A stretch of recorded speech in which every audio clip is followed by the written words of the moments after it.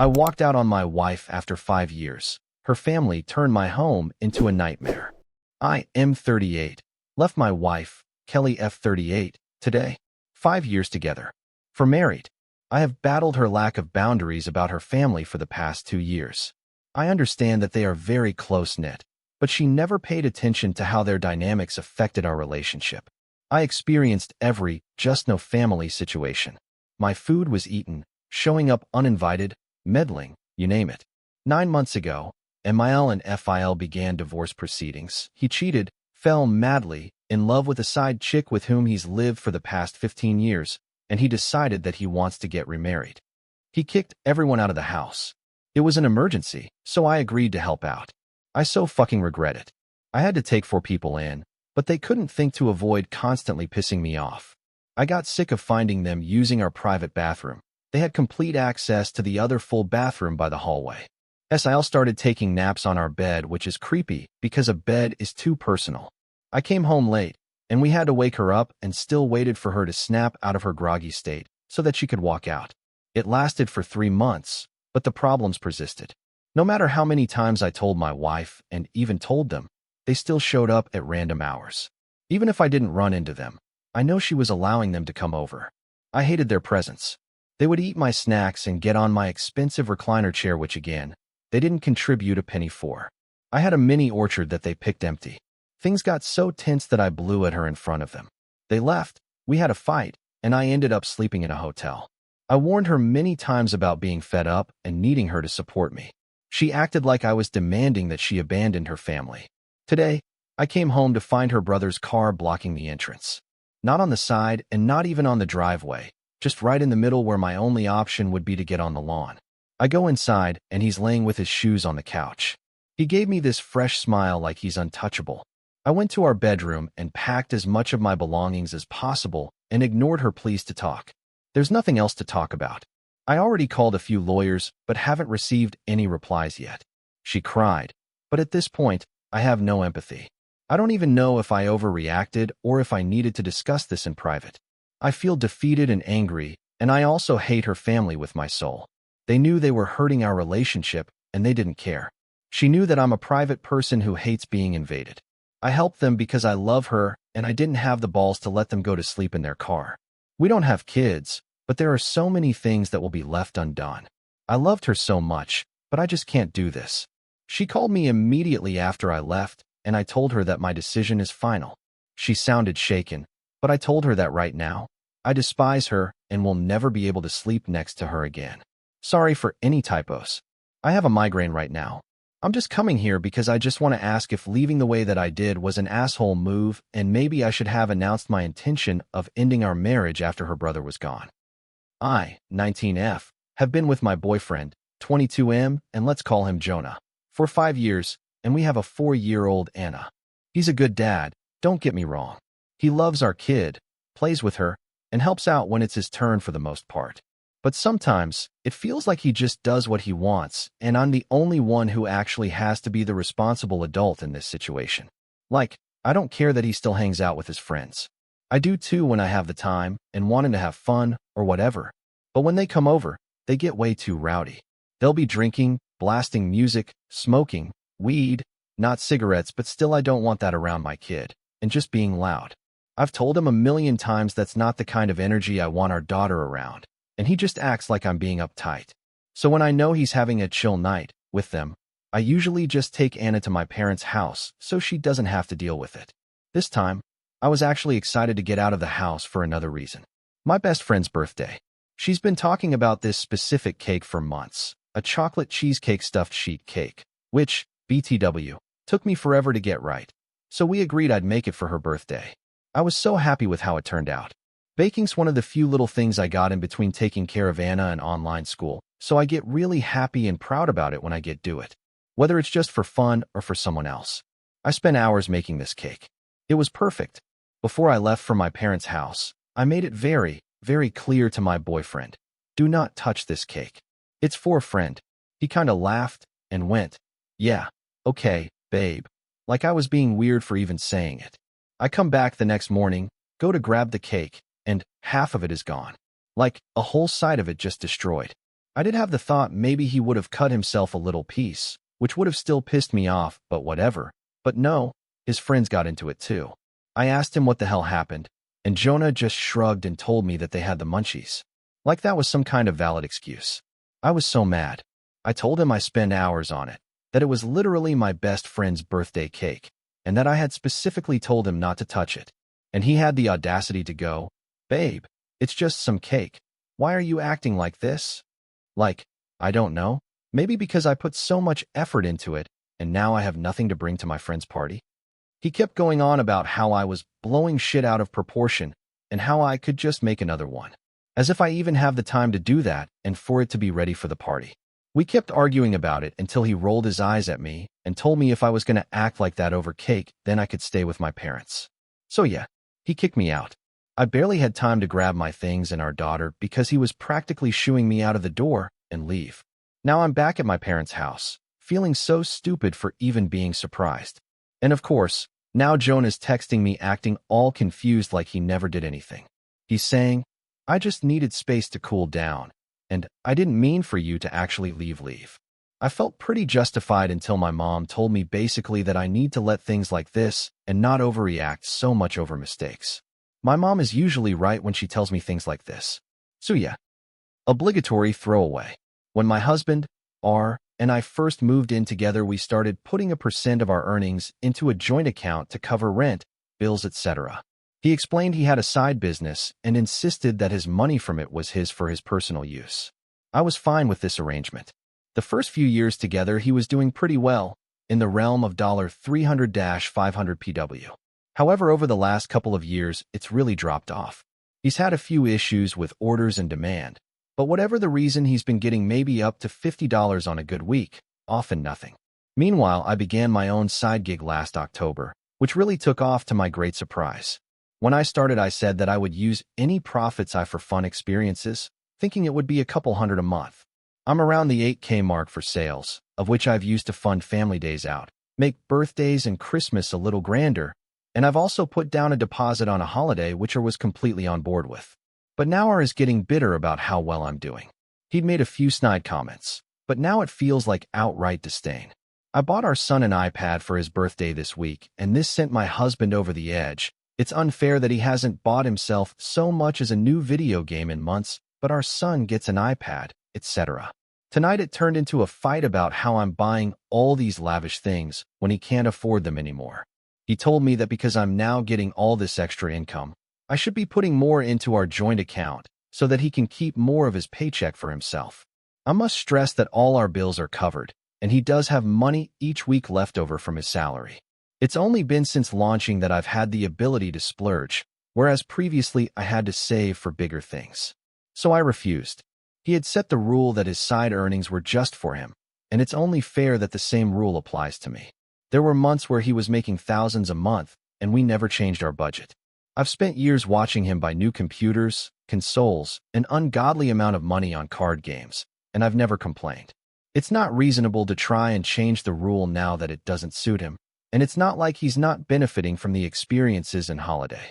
He tried to argue it was different, but couldn't say how other than he hasn't made that sort of money in ages. I stood firm in my no. He called me a few choice names and stormed out. I know what's good for the goose should be good for the gander, but I just kind of feel bad. There were times where I was jealous I had to save for months for things he could just buy outright, so I empathize, but I also wonder if I'm jaded now because of it. Like maybe putting an extra 100 into the joint account would be worth avoiding the argument. AITA for refusing because of the rule he established years ago. My parents have been married for over 30 years now. I say married because legally they are married, but they broke up when I, 24M, was 2. And with that came the living like a kid with divorced parents, but they were never formally or officially divorced. The reason? They don't want to split their assets in a divorce. Argued over it, and almost divorced twice, but always ended the proceedings because neither wanted to lose in the divorce. So they remained legally married and operate day to day like divorced people. Both have been in other relationships, and when me and my siblings, 26M and 27F, were kids, they split custody of us. It was always kind of crazy because we'd say we had divorced parents when we didn't really, and on the outside it looks that way. But when you're close to us, you find out for one reason or another. My mom and dad are both with long-term partners now. Both of the partners have issues with the fact they're still technically with married people and can't get married to them. My mom's guy learned fast that me and my siblings didn't want to hear bitching about that. My dad's partner is different. She keeps trying to talk to us about it. And speaking for myself, I have tried to be diplomatic and kind, but asking her not to drag me into relationship issues. But she refuses to let it go. She wants to cry about it to us and have us say we hate it for her and offer advice or tell her what to do. It's damn weird since these are our parents she's bitching about. Last weekend, she cornered me at my grandpa's birthday and started unloading her frustration on me about it. In a maybe too harsh way, I told her to stop. I said she knew dad was still married when she stated dating him, and she had to accept that fact because I'm not here to make that easier on her. I said she was driving me crazy and to shut up already. She told me I didn't need to be so uncivil and volatile toward her. And she had a real attitude the rest of the party. Dad asked me about it, and I told him everything that happened, and he acted like I never said anything. Then she texted and demanded an apology. I, 27F, had a pretty decent friend/acquaintance, F44, from trade school, where we called each other once in a blue moon and had nice chats. I noticed over time she mostly called for favors she needed help with since I have techie skills. She wanted me to fix her devices, help with downloads, etc. But I eventually drew a boundary and told her I don't have time, and it died down. Regardless, I enjoyed her fun personality and was hoping for more hangouts where we actually go out and have fun. Then sadly, her mother ended up passing and she was devastated. I decided to be there for her because I couldn't imagine how difficult that was. She told me that the mess in her house was intense and she needed help. I expected some bad stuff like stacked dishes, mold, covered floors, etc. I've helped depressed friends before and figured it can never be too bad. Upon walking in, I didn't notice anything really bad except some clutter. We had a snack together, and as I was putting some leftovers away in the fridge, I was mortified. Thousands of cockroaches of all shapes and stages of life were adhered to the fridge seal and crawling over food. I didn't want to make her feel bad, so I didn't say anything and just kept my focus on how she really needed my help.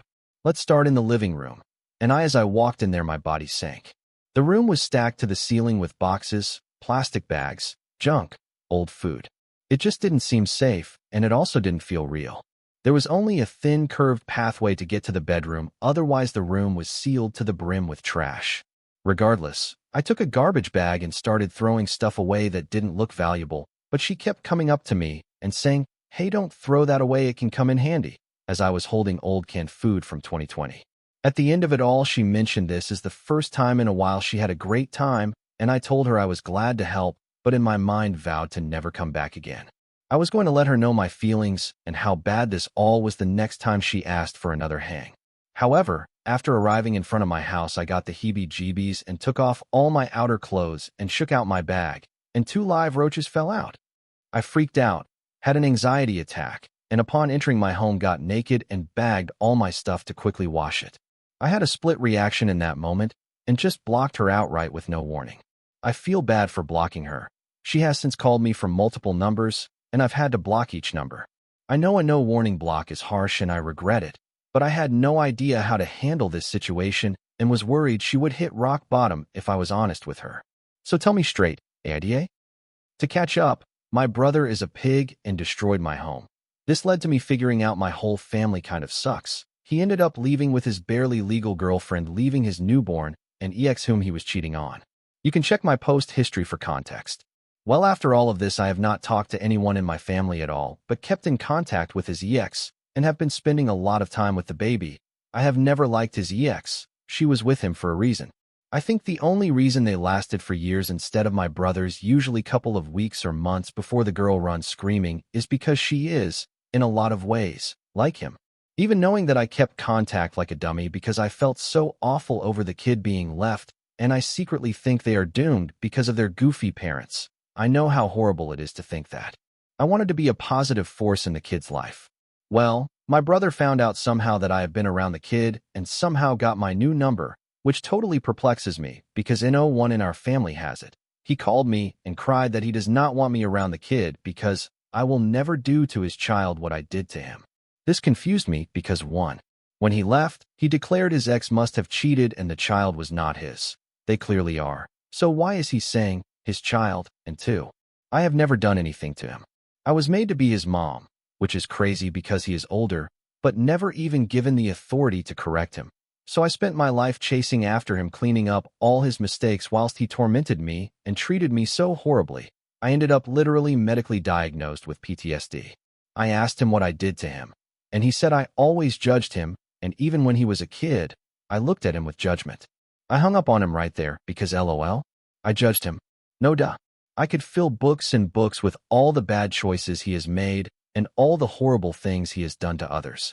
From the time he could talk, it seemed like all he cared about was hurting others and offending others.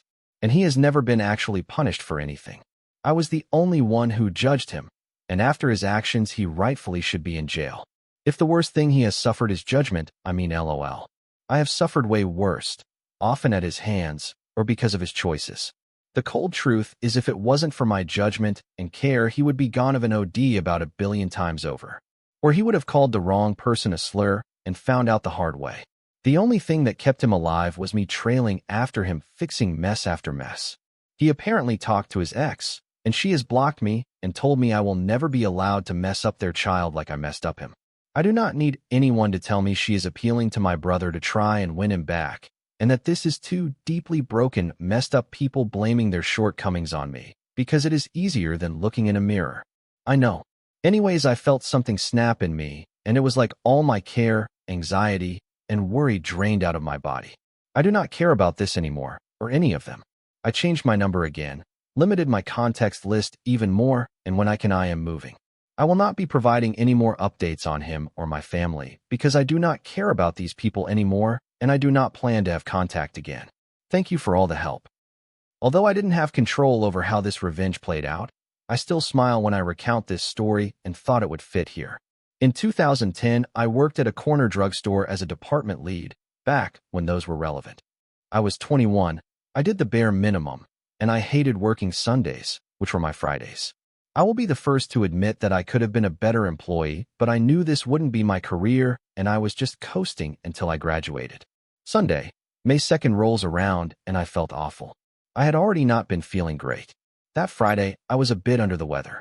When Saturday came around, I felt pretty okay, but then Sunday hit like a sack of bricks.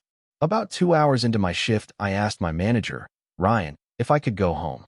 The guys in management despised me, so I was not surprised when this particular manager snarkily responded with, "You need to get someone to come in and finish your shift."